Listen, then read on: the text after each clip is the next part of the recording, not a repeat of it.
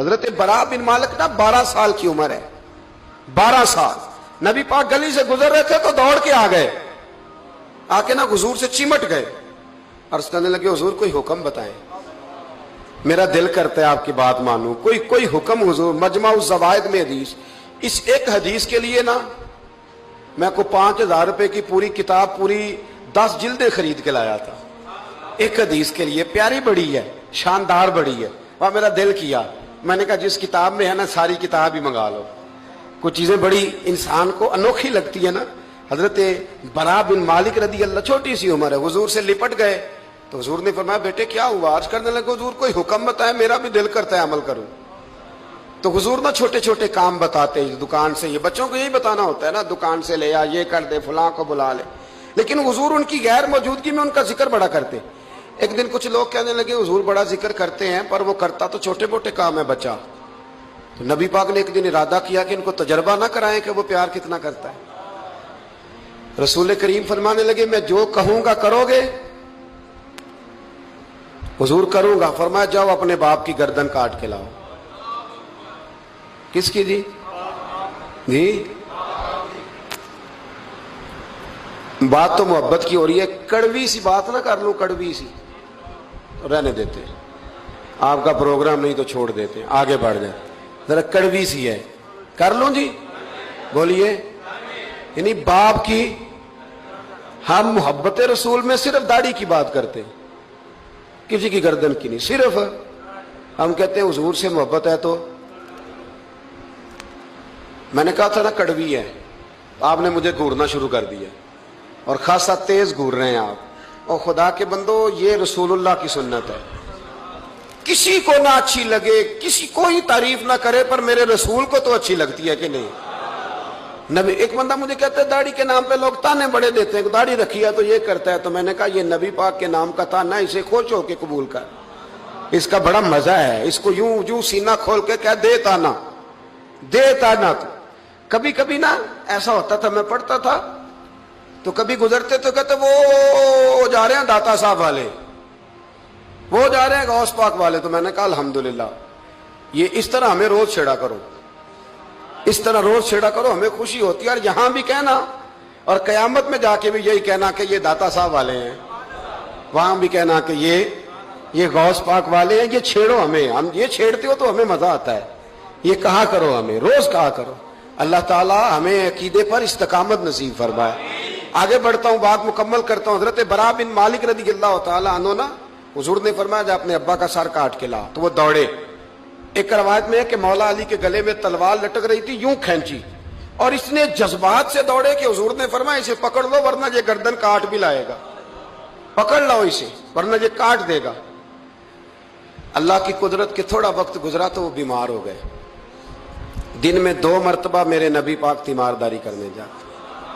ایک شام رسول کریم تشریف لے گئے تو حضور سرانے بیٹھے، ماتھے پہ ہاتھ رکھا تو کریم محبوب ان کے باپ کی طرف کان میں کچھ کہا ان کے والد سے، حضور رونے لگے. اور پھر حضور نے دوبارہ ماتھا چوما، پیار کیا اور چلے گئے. حضرت برا بن مالک چھوٹی عمر تھی، کچھ نے لکھا طلحہ بن برا نام تھا ان کا.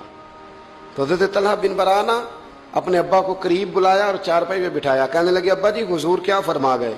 کہا بیٹا تیرے والی بات نہیں. کہا نہیں بتائیے. کہا نبی کریم علیہ السلام نے فرمایا کہ شام کو نا میرے طلحہ کا انتقال ہو جائے گا، اور جب اس کی روح پرواز کر جائے تو مجھے خبر کرنا، میں آ کے جنازہ پڑھاؤں. ٹھنڈ بڑی تھی مدینے میں، ٹھنڈ بڑی تھی. حضرت طلحہ نے نا اپنے باپ کا ہاتھ پکڑا اور اپنے سینے پہ رکھا. کہنے لگے ابا حضور تو جو فرما گئے پر میری وصیت یاد رکھنا، نبی پاک کے دین کا قانون یہ ہے کہ جب کوئی انتقال کر جائے تو جلدی دفن کرو. اس طرح کرنا، رات کا وقت ہوگا جب میرا انتقال ہوگا تو فوراً غسل دے کے نا دفن کر دینا، نبی پاک کو خبر نہ کرنا، نہ بتانا. عمر دیکھو اور بات دیکھو. کہا حضور کو کیوں نہیں بتانا، حضور خود فرما کے گئے ہیں. تو کہنے لگے رات کا وقت ہوگا تو جن گلیوں سے حضور نے گزر کے آنا ہے نا وہ یہودیوں کے محلے ہیں. ایسا نہ ہو کہ میرے جنازے کی وجہ سے کوئی یہودی میرے نبی کو تکلیف دے دے، میرے جنازے کی وجہ سے. یہاں کہتے ہیں حضرت صاحب مجھے بڑا پیار ہے آپ سے، پر میرے گھر ضرور پہنچے، جیسے مرے یا جیے. वहां शाम को आपको पहुंचना पड़ेगा। मेरे रसूल करीम अलैहिस्सलाम के गुलामों ने देखो अंदाज़े मोहब्बत क्या बयान फरमाया।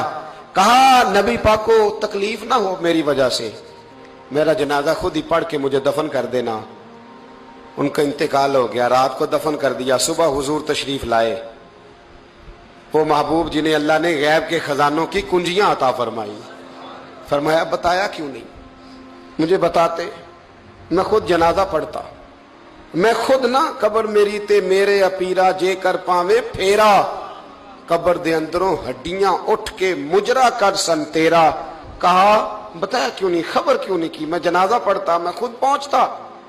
तो बाप रो पड़े, अर्ज करने लगे हुजूर मेरा तो पुत्र था, मेरे लिए इससे बड़ी सादत क्या होती कि आप जनाजा पढ़ाते। पर उसने वसीयत कर दी कि हुजूर को बताना नहीं, तकलीफ होगी।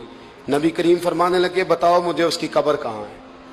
और यारो गौर करना, सारी दुनिया गुंबद खजरा रोज़ा रसूल पे और नबी पाक एक गुलाम की कब्र पे तशरीफ ले गए।